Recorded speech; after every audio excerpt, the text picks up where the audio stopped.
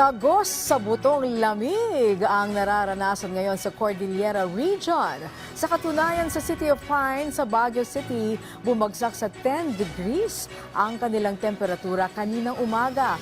Ngunit may mas malamig pa dyan dahil ang isang sitio sa Mountain Province nakaranas ng 4 degrees na temperatura. Ang mga yan sa sentro ng balita ni Christine Sabaway ng PTV Cordillera. Unti-unti nang nararanasan ang mababang temperatura sa Baguio City at Benguet. Feel na feel naman ng mga residente at lalo na ang mga turista ang malamig na panahon. Sa lungsod, halos lahat ng makikita sa mga lansangan ay nakasuot ng makakapal na jacket upang labanan ang lamig. Dahil sa malamig na klima, pagja-jogging at pag-eehersisyo ang pangunahing ginagawa ng ilang residente at turista upang maibsan ang ginaw. Tulad na lamang ni Tatay Raul na araw-araw na nag-e-exercise tuwing umaga. Ang ginagawa ko riyan para matanggal ko yung lamig sa katawan, nagja-jogging ako, nag-exercise. Katulad nitong ginagawa ko ngayon. So, yun lang ang way ko para at least pandagdag na rin sa, alam mo niyan, physical fitness, importante sa katawan. Patok din ngayon ang Barako Coffee sa mga residente at turista. Sa pwesto ni Aling Adela malapit sa Wright Park, umaabot sa 5 termos ng Barako Coffee ang nauubos sa loob lamang ng 1 oras tuwing umaga. Ganito rin umano ang sitwasyon sa mga katabing pwesto.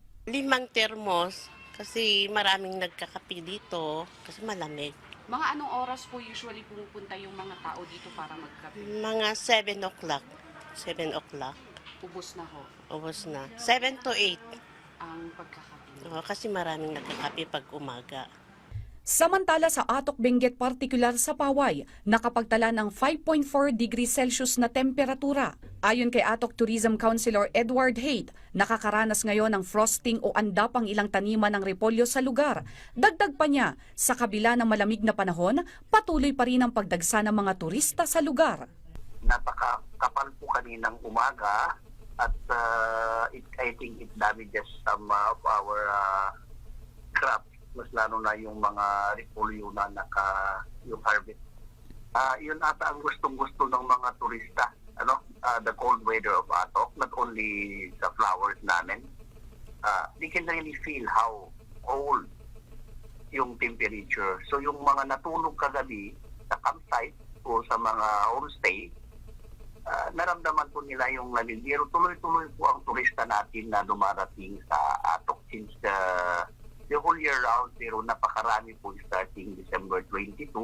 Ang pinakamababang temperaturang naitala ngayong araw ay sa Sitio Sinto, Bauco Mountain Province na umabot sa 4 degrees Celsius. Ayon sa Pag-asa, ang nararanasang malamig na panahon ay dulot ng northeast monsoon o hanging amihan na karaniwang nararanasan mula Nobyembre hanggang Pebrero. Sa ngayon, ma'am, ang ating prevailing na weather system is yung northeast monsoon o yung hanging amihan. So expected po natin na mas lalakas pa ito hanggang sa weekend, no. So asahan pa po natin yung possible po na mas mababang temperature po approaching weekend. As of 5 a.m., nakapagtala ang Pag-asa ng 10.6 degrees Celsius dito sa Baguio City. Ito ang pinakamababang temperatura na naitala ng Pag-asa simula nang pumasok ang buwan ng Enero. Kaya naman sa mga may balak mamasyal dito sa Baguio City, huwag kalimutan magbaon ng mga panangga sa lamig tulad na lamang ng makakapal na jacket at bonnet. Dahil sa mga susunod pang araw, mararanasan pa ang mas malamig na panahon. Christine Bornolia Sabaway para sa Pambansang TV sa Bagong Pilipinas.